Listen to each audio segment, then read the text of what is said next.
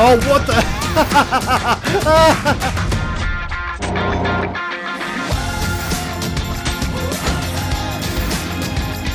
Good day there once again, viewers. This is your mate Kamikaze78 here, come to you guys with some more Modern Warfare content. And guys, today we're going to be talking about this little bundle of pure death and destruction, the FN FAL.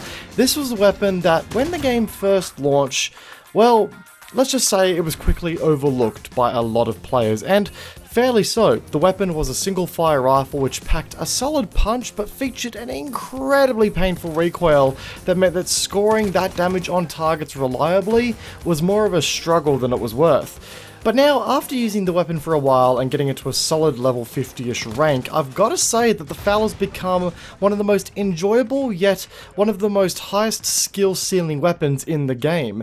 If you can place your crosshair on target properly and maximize the refire rate, my, you've got yourself a machine here on your hands. Now, I must emphasize, guys, here that this is in fact a first impressions video, if you will. I'm going to say I don't have any weapon damage values or any kind of stats for the weapon, because unfortunately, Call of Duty still wants to use misleading stats bars to indicate how a weapon performs instead of actual numerical stats.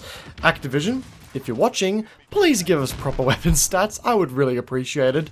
Anyway, testing for these stats is something that I've yet to figure out in COD, so sorry, no hard stats yet in this video. Full weapon reviews will be coming to my channel when I can work out how to get proper testing in this game done for weapons. Anyway, back to the weapon at hand, the FAL. I personally don't ever remember this gun getting buffed in any of the patches that have come and gone, but to be completely honest, I have been so fixated on the changes to the 725 and the M4A1 that I probably missed it entirely. But anyway, I've got to say the accuracy on the weapon has certainly seen a touch up, and the first thing people are going to notice when they're using it is that you can really milk the fire rate here out of this weapon and still get some incredible accuracy. And with that, some incredible damage. And that's what really caught me off guard here with the weapon. Out of the gate, with no attachments, you can really get this weapon spitting lead quickly and accurately, which means that in CQC, yeah, you heard me right, in CQC, you can really put people who come against you to the test. The background footage should be a testament to that. In CQC, a headshot should see a guaranteed 2-shot kill, with a 3-shot kill to the body being all that is needed to bring a target down.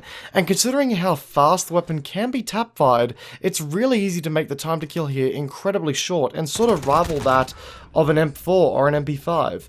Not to mention that because it's a single fire battle rifle with a long range damage profile, it can still really reach out and touch fools at a range, making it a very adaptable and an all-round decent rifle at many engagement ranges. Hell, it's something that I take into ground war and can use at any range I come against. But this all does come at a cost, if you will. The cost of being a weapon that requires a lot of attention and caressing, if you will, to get it into the right state from you. I mean, you can't just hold down the trigger here and let the weapon do the work for you. You need to actively tap the trigger per shot rapidly, all the while keeping your crosshair on target and not missing a shot. And the huge damage here is not going to mean a thing unless you can land your shots. And while the refire rate here is deceivingly quick, it's not the same level as an MP5 or any automatic weapon for that matter, so if you miss a shot, you are instantly on the back end. So while you have the ability to really push the weapon's rate of fire out to something that would come close to rivaling, say, an Odin, you really shouldn't always do that. Sometimes it's best to work the rate of fire to the range that you're engaging at. The weapon kicks rather violently, so if you start hammering the trigger harder and faster than the 12-year-old on the enemy team claimed he did to your mum last night, then you're going to quickly lose track of your target. The key to making the weapon work here is by adapting the trigger speed to the range that you are facing, which will allow for you to kill a target as quickly as possible with all rounds hitting it. I mean, at the end of the day, this is all about all rounds hitting the target. This isn't like a full auto weapon where you can fire a few bursts or in a full auto spray just waiting for the rounds to get the job done.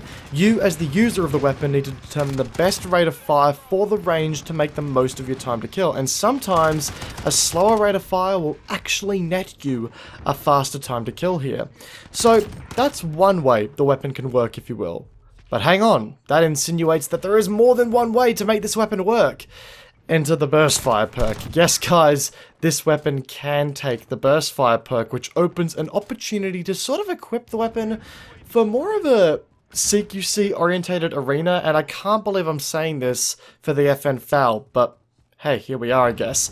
Now, believe it or not, the burst fire here works quite well by comparison to the burst fire that you can put on the M4A1, because the weapon's damage model allows for a 2 to 3 shot kill, aka a 1 burst kill, which is the issue with the M4's burst fire. You can't score a 1 burst kill, but the FAL does it in spades, resulting in some of the most brutal kills I've ever gotten with an AR in close quarters combat, and it's certainly netted a fair few rage tells from a couple of people on my end.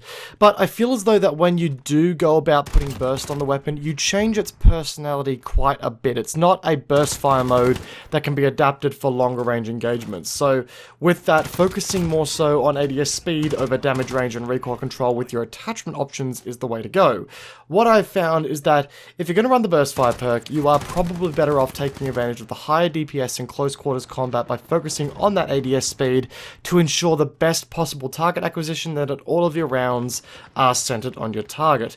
And if you want to focus on range, you are probably still best leaving the burst fire mode off the weapon and bringing any attachments that minimize the recoil on the weapon so that you can really maintain a fast but controlled follow-up shots for your weapon.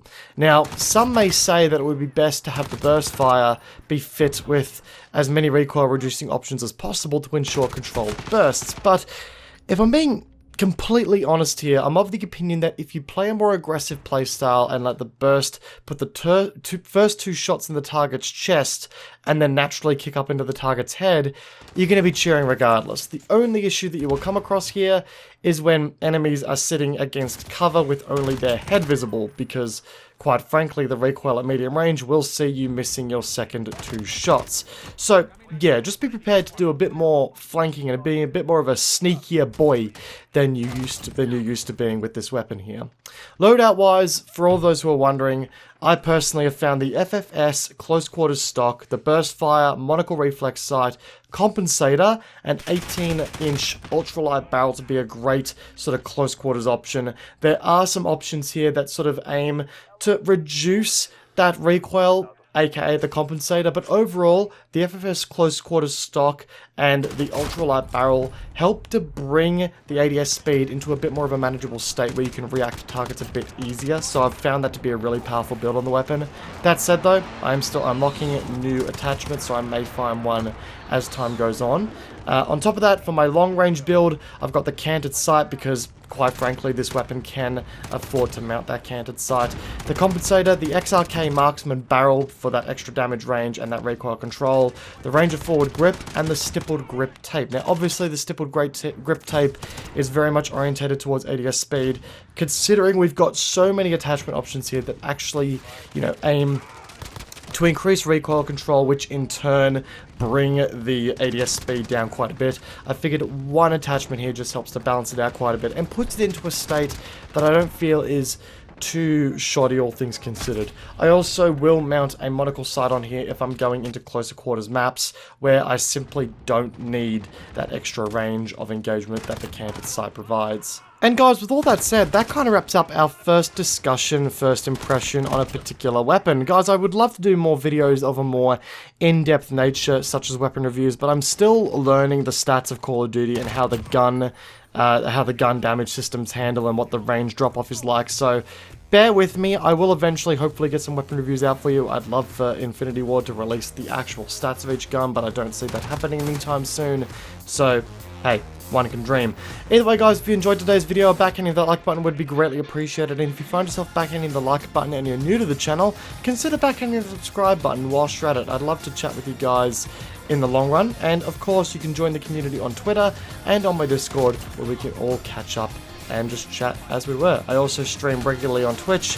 All of the scheduling for that is also posted on Twitter and Discord. Once again guys, hope you enjoyed today's video. Peace out, and I'll see you guys all in the next one. Take care guys, have a good one.